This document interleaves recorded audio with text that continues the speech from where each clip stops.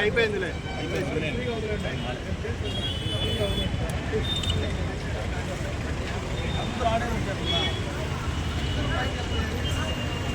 Brother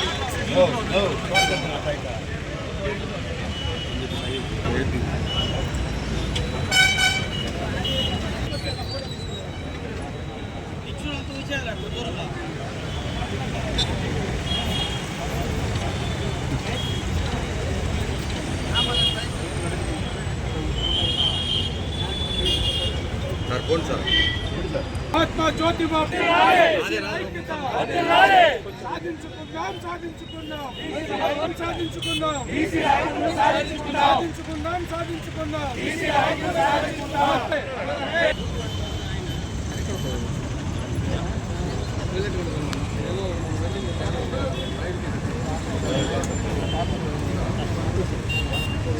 జరిగిన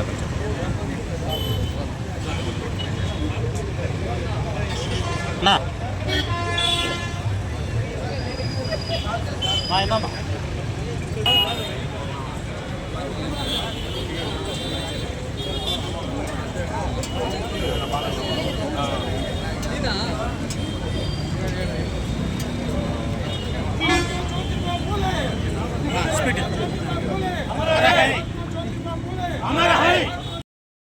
జ్యోతిరావు పూలే గారి 200వ జయంతి సందర్భంగా మన చిత్తూరు నడిబొడ్డున కేసీఆర్ దగ్గర పూలే గారి విగ్రహానికి ఆయనకి ఘనంగా నివాళులు అర్పిస్తూ మన జేసీ గారు అలాగే బీసీ నాయకులు అందరూ కూడా ఆయనకి ఘనంగా నివాళులు అర్పిస్తున్నారు. ఎందుకంటే ఆయన 1827లో పుట్టినా కూడా ఈరోజు కూడా మనం ఆయన జయంతిని ఎంత వేడుకగా చేసుకుంటున్నాము అంటే ఆయనకి ప్రజలకు ఏ విధంగా సేవ చేశారనేది మనం అందరూ ఒకసారి గుర్తు చేసుకోవాలి.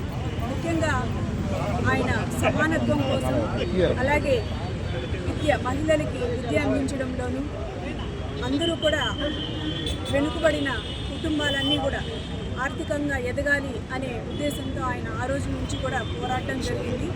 ఒక మహిళలుగా మేము ఎప్పటికీ అలాంటి మహానుభావులకి రుణపడి ఉంటామని కూడా తెలియజేసుకుంటూ విద్య అనేది ఉంటేనే కుటుంబంలో మహిళలు చదువుకుంటే ఆ కుటుంబం అంతా చదువుకున్నట్లు అనే ఉద్దేశంతో ఆ రోజుల్లో మహిళల్ని బయట కూడా పంపించేవాళ్ళు కాదు. అయినా ఫస్ట్ వాళ్ళ భార్యకి ఆయన విద్య నేర్పించి వాళ్ళ భార్య ద్వారా ఎంతోమంది మహిళా విద్యార్థులకి బాలికలకి అందరికీ కూడా కొత్తగా స్కూల్ పెట్టి ఆయన విద్యను అభ్యసించడంతో పాటు గొప్ప తాత్వికవేత్తగా కూడా ఆయన రచనల ద్వారా ఆయన సమాజంలో సమానత్వం ఉండాలి, అంటరానితనం ఉండకూడదు, బలహీన వర్గాలు అందరూ కూడా ముందుకెదిగి అందరూ సమానమే అనే ఉద్దేశంతో ఎన్నో సేవలు అందించారు.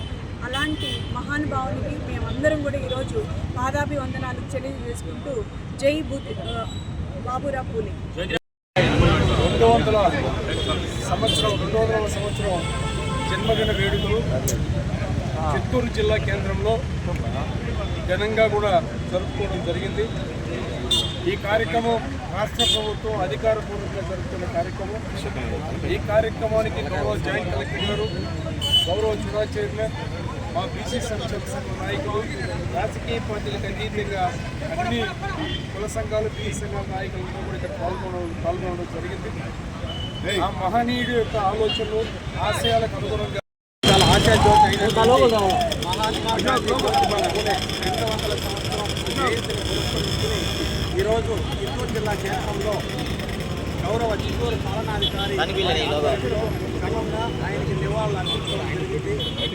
ఆయన చేసినటువంటి సేవలు ఒకసారి స్మరించుకుంటూ మొట్టమొదటి చెప్పాలంటే సతీ సహగమనాన్ని నిషేధించినటువంటి ప్రథమ వ్యక్తి ఎవరంటే జ్యోతిబా పూలే గారు. ఆనాటు చరిత్రను ఒకసారి తిరగలిసినట్లయితే బాలికలకు ప్రత్యేకంగా స్కూళ్ళు, పాఠశాలలు ఏర్పాటు చేసి చదువు సంఖ్యలు నేర్పించి మహిళలు కూడా మనతో పాటు సమంగా ముందుకు వచ్చినట్లయితే ఆ కుటుంబాలు కూడా బాగుపడతాయనే ఉద్దేశంతో కొన్ని సంస్కరణలు ఆయన చేయడం జరిగింది. వాటినంతా కూడా ఈరోజు స్మరించుకుంటూ ఆయనకు ఘనంగా నివాళులు అర్పించుకోవడం జరిగింది. జై హింద్.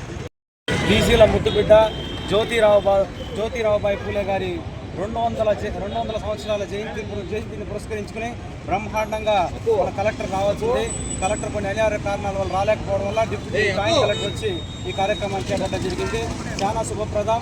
ఆ రోజు బీసీలే కాకుండా దేశంలో అణగారిన వర్గాల కోసం ఆహార నిశలు శ్రమించినటువంటి గొప్ప వ్యక్తుల్లో ఈ యొక్క జ్యోతిరావుబాయి పూలే కూడా ఒకడు.